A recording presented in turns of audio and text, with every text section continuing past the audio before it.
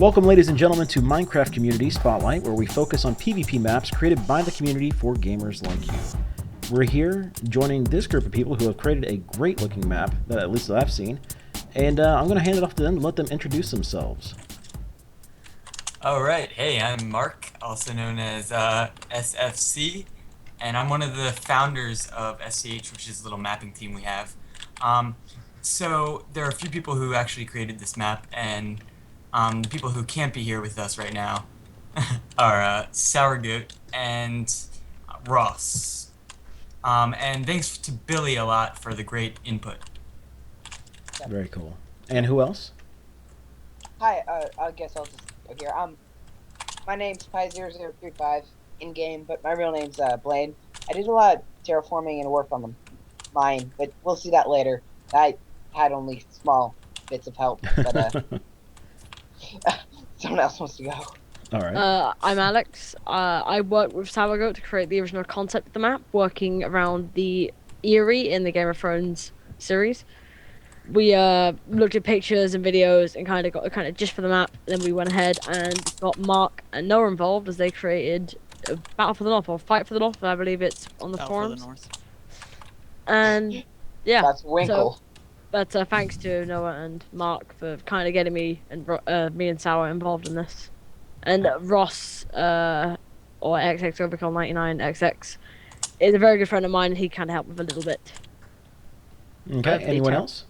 Hey, I'm Noah. I'm NATO. I'm the other original founder of the little SCH mapping group. I didn't do that much on this map, apart from criticize on the lack of canon from the books. Yeah, me and Mark, we were the first ones. We did all the stuff on the original Battle for the North, which is like the first one. Okay, yeah, that's me. Amen. Yep. All right. And is that it? Well, I guess there's little old me. I'm Winkleson. I am Let's just known skip this one. Nothing important happened. Yeah, not really. I'm just a little Canadian hobo looking for some warmth. I also run my own Minecraft RFW tournament located on the Minecraft forums. And I am... Yeah, I have criticized this map a little, and I get pat on the head by NATO apparently, and I mean, we've got like to give kind of big dibs to Winkle as he created the alpha team for testing. There were 20 people in the original alpha test, and really, it's all up to Winkle.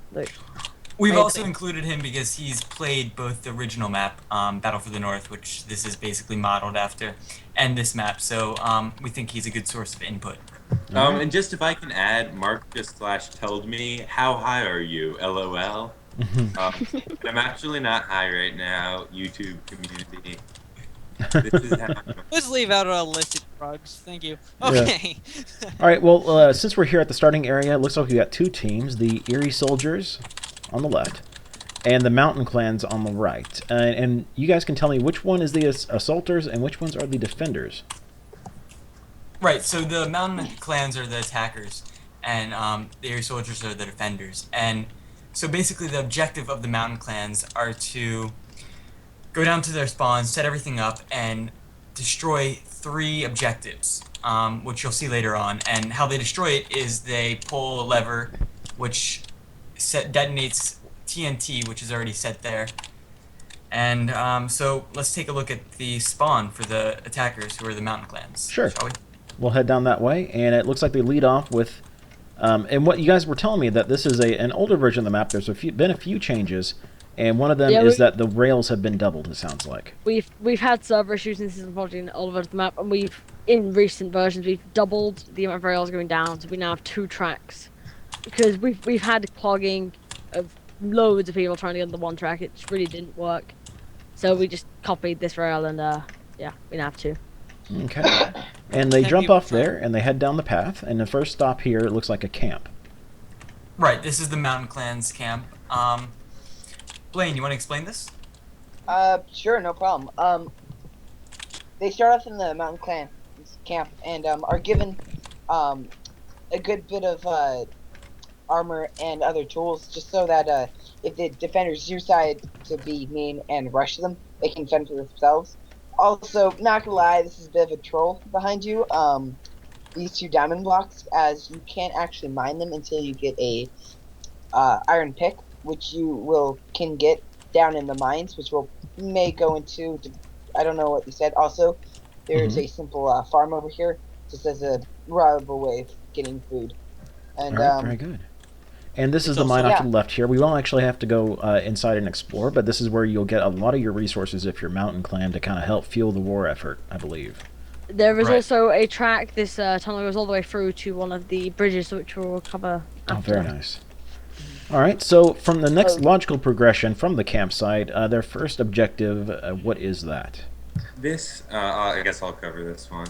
It's just this little sort of outpost on the bridge here, and the bridge is like the main way that the attackers are going to cross over to the area over here.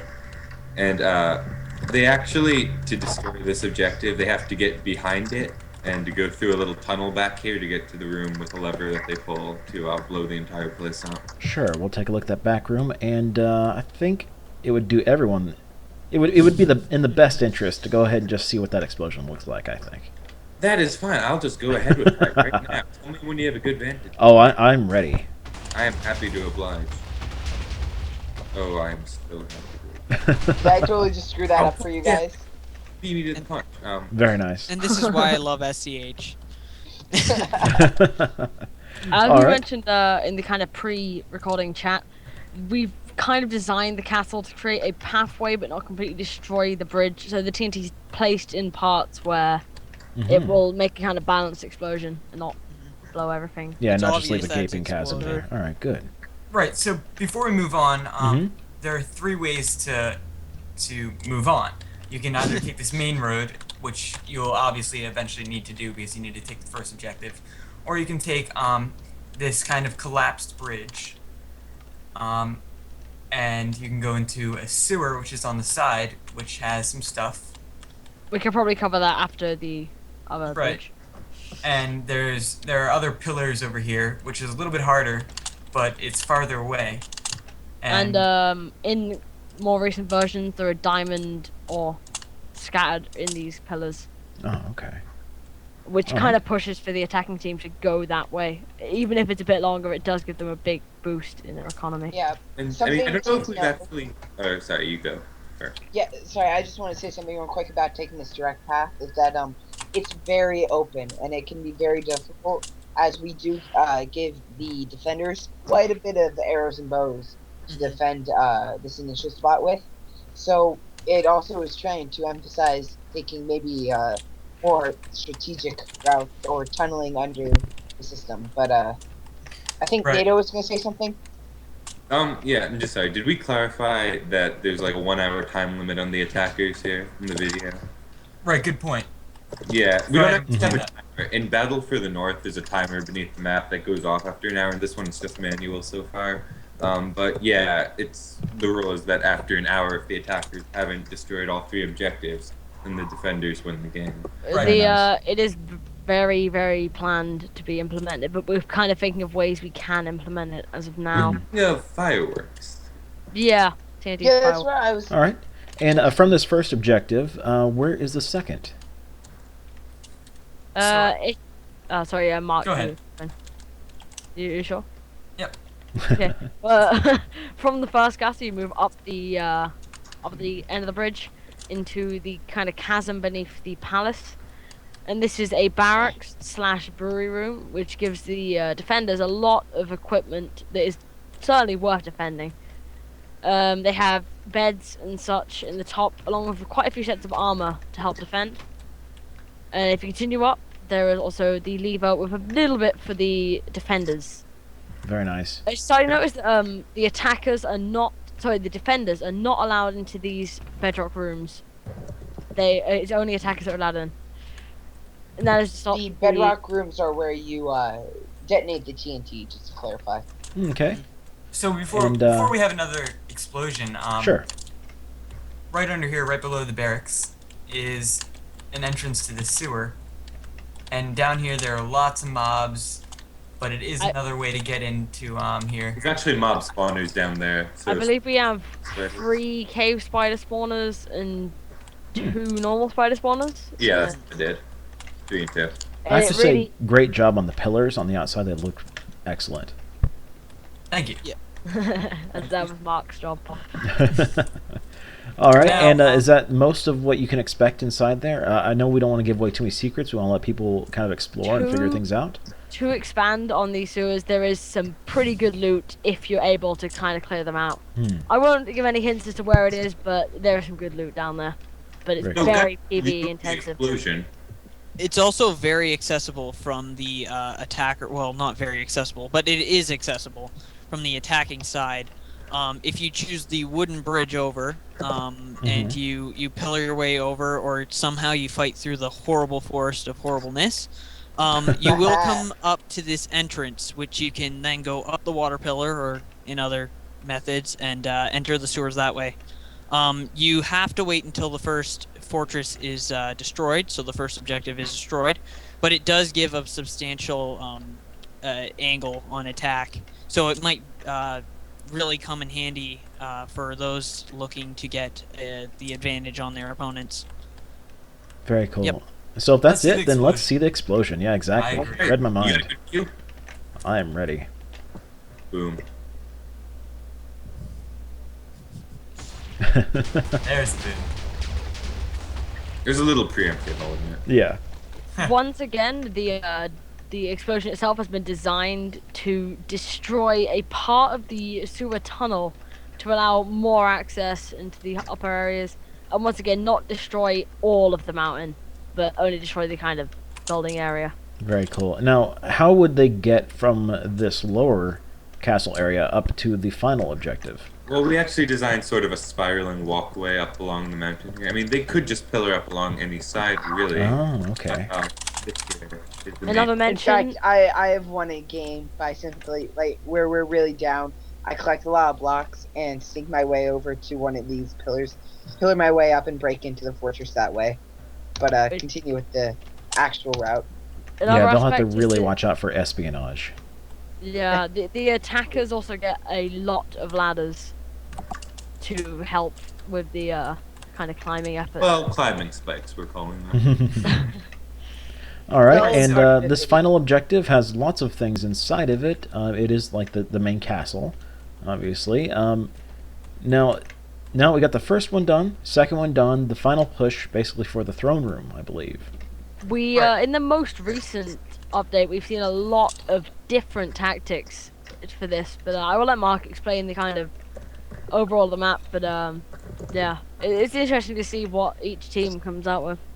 So basically, either way you look at it, you're gonna start up in the first room of the castle, which is the dungeon. We have some prison cells, and the staircase over here Mm-hmm. leads to the quarters of the soldiers, where there are lots of beds, lots of materials and chests. And if you'll step over here, there's a little it's called forward base, where we have chests with bows and arrows to keep ward off attackers. If you have some skilled archers up here, I will kind of say moose here. But Yeah, I'm. I so have glad seen this is people my team. pick off people from the bridge from up here, and it's really interesting. That's very cool. Right. So the final room is the throne room. You'll see me sitting on the throne, of course. Real game, this is where you will generally find me if I'm on the defending team. Just because I'm a cocky asshole. Go into the explanation, Mark. And I All right. normally grovel. So behind the throne is where the final detonation place is. And just to Um, explain, the colors here represent which team can go past it, correct? Exactly. Yes. Brown representing the mountain clans, and the shade of blue is the Eyrie soldiers. Very cool. So ready to see the explosion? Not You might quite. wanna Let me get get outside for outside. this Yeah, I gotta see it from outside, that's for sure. A side note for this once again would be that the previous two have used levers to trigger the TNT. However, this last explosion has used a pressure plate as it's the final objective, and you really have nothing to lose by just stepping on it and taking the blast yourself. Very cool. I would also like to note, standing up here with a treasure chest full of stuff is a bad idea when the throne room explodes. Oh yeah. It causes rage-inducing moments. And one thing to mention is that the TNT is basically built into the walls, so no TNT cannons, and there's not even sand really allowed unless it's actually in a TNT room, it sounds like. Yeah. Right. There is no sand on the map at all, so... Okay. You do that on purpose on all of these types of maps, so that neither team can blow up the buildings, obviously, since they're already rigged to explode. Very cool. Well, let's see. Anything else you guys would like to share before we wrap this up? I think that's about it. We like Okay. Easter eggs. Yes. Yeah, there that's are one thing. a lot of Easter eggs on this map that you may want to look forward to. They may give your team the advantage, even. If anyone's paying attention, as I'm kind of soaring around looking down at the forest, they might see things that could catch their eye. There could be a couple of things in the forest, Mhm. which is a touchy subject because, well, the monsters down there are heard to, well, eat you. Yeah. Honestly, though, when we designed the fortress, which was just a bunch of old-edited trees, we kind of tried to make it very foreboding so that you wouldn't want to go down in there to center the action on these bridges and in the fortress areas. But there is a few places where it might be not a bad idea to try and break monsters. Very cool. Well, if you guys want to throw out any special thanks or anything else, I think that'll just about do it. I'd like to special thanks to Buddha, Lord and Savior. No, Ricky! Oh, Hail Ricky! Yes, hail Ricky. Hail Ricky. Hail, Ricky. Hail. Another special thanks to Billy Allen, I believe he's called, because when we did our first alpha test, he gave us the best feedback I've ever seen on a map. He was amazing, and he's basically, yeah, as I mentioned previously, this is not the finished balanced version, but he's basically helped us balance fully. Very cool. And I'm gonna thank Winkleton again for Yay. creating a huge community of people behind this map and the alpha testing. Yep. And In blue, a few minutes, now please shh.